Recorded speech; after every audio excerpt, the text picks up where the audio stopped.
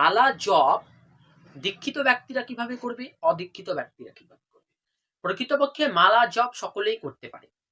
তবে যারা দীক্ষা নিয়েছে তারা কোন মালায় জপ করবে? এই পিওর তুলসী মালা, একদম খাঁটি তুলসী মালাতে। যারা দীক্ষা এখনো প্রাপ্ত করেননি তারা কোন মালায় জপ করবেন? বেল কাঠের অথবা নিম কাঠের, সেই মালাতেও জপ করতে পারেন।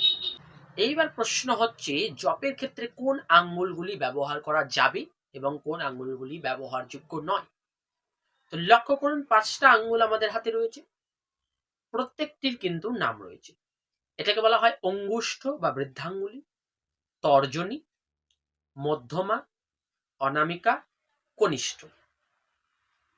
এর মধ্যে এই অনামিকা, মধ্যমা এবং বৃদ্ধাঙ্গুলি কিন্তু এই জপমালার নাম জপের ক্ষেত্রে ব্যবহার হবে।